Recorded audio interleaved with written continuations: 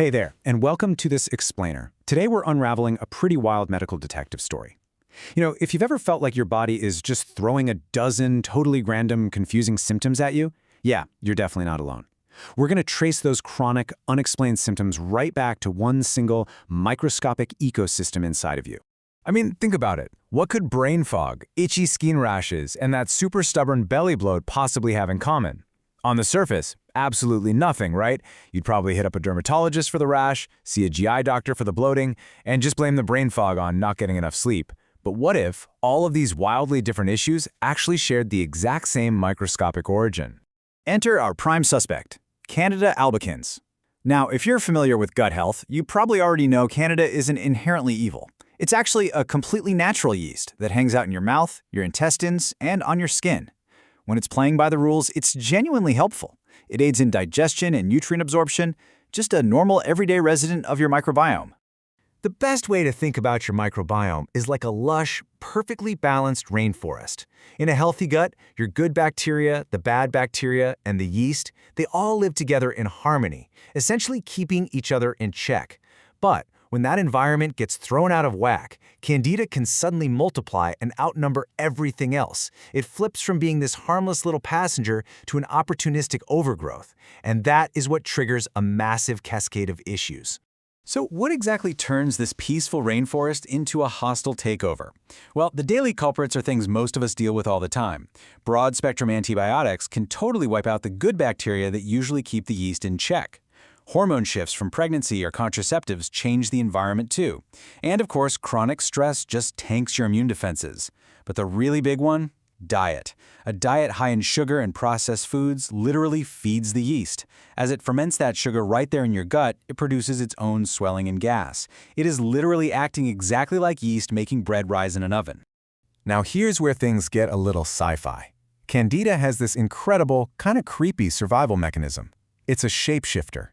When its environment changes, maybe a shift in temperature or acidity, it transforms from a totally harmless round yeast cell into this elongated, thread-like structure called a hyphal cell.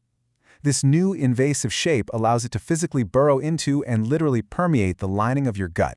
And that invasive shape-shifting, that brings us right to our second major puzzle piece, leaky gut syndrome.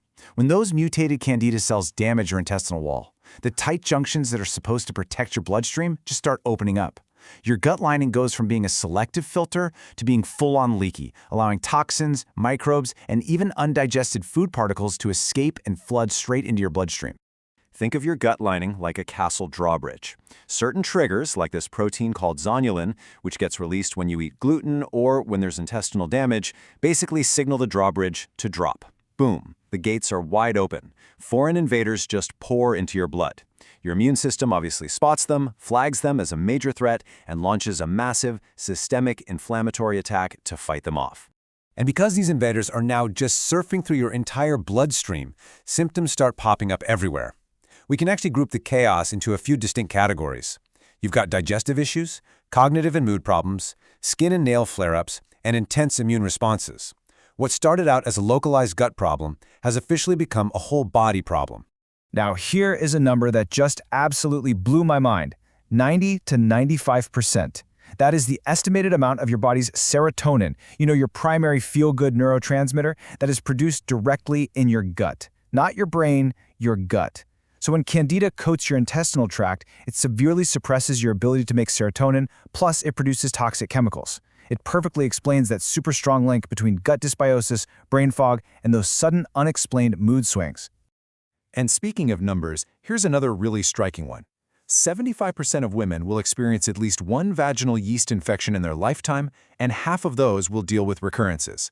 It just goes to show how incredibly common these localized fungal overgrowths really are. When your body's systemic balance is off, Candida just thrives in warm, moist environments, causing these incredibly frustrating localized flare-ups across a lifetime.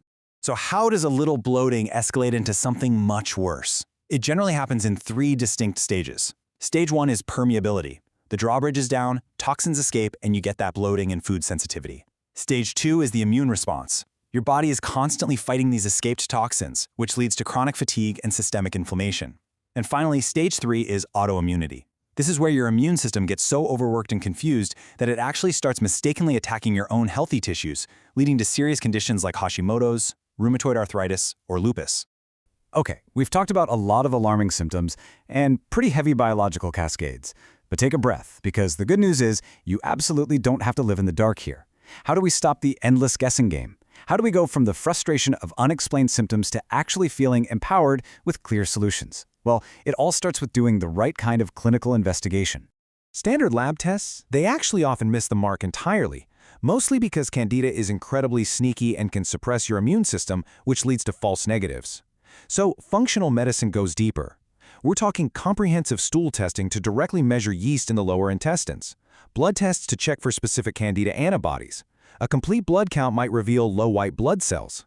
There's even a specific urine test that looks for D-arabinitol, which is literally a waste product of yeast. And of course, the absolute gold standard for figuring out food sensitivities is a strict, structured elimination diet. All right, let's get into the action plan, because the most effective treatment isn't just about going to war with a single bug, it's about restoring balance to the whole system. Step 1 is resetting your diet to basically starve the yeast out. Step 2, you bring in natural antifungals, things like caprylic acid or oregano, to literally break down the yeast cell walls. Step 3 is adding in high-potency probiotics to repopulate the neighborhood with good bacteria. And Step 4, you have to repair your lifestyle. We're talking prioritizing sleep, staying hydrated, and really managing that chronic stress. Let's zoom in on that dietary reset for a second. To fuel your recovery, you really want to load up on fiber, non-starchy veggies, clean proteins, and coconut oil, while completely cutting out added sugars, refined carbs, and alcohol. But here is a wild plot twist. Even super healthy fermented foods like kombucha, sauerkraut, or pickles, they can actually feed the yeast during an active overgrowth. Yeah, so you literally have to stop fueling it completely until things balance out. Now, healing a complex ecosystem like your gut definitely doesn't happen overnight, but setting realistic expectations really helps. Within just a few days of starving the yeast and adding good probiotics, a lot of people notice vastly improved digestion and a much flatter, less bloated stomach. Fast forward a few weeks, your blood sugar stabilizes, your energy shoots up, and those intense sugar cravings start to vanish. And over the course of a few months, that's when you're actively repairing the gut lining and fully restoring the balance of your internal rainforest. I want to share a really powerful thought from our research to wrap this up. If your gut is healthy, chances are you are too. But when it's not, it can be the root cause of many chronic health problems. I mean, it really is that simple, right? Your gut is the absolute, undeniable center of your health. It dictates your immunity, how you absorb nutrients, and even your daily mood. Which brings us to one final, slightly provocative question. Just look around at how we live today. With our constant reliance on broad-spectrum antibiotics, the fact that highly processed, high-sugar diets are just the norm, and this absolute epidemic of chronic stress, is our modern environment fundamentally at war with our microbiomes? It's something that really challenges all of us to take a hard look at our daily habits. Thank you so much for hanging out with me for this explainer. Keep learning, stay curious, and hey, take care of your internal rainforest.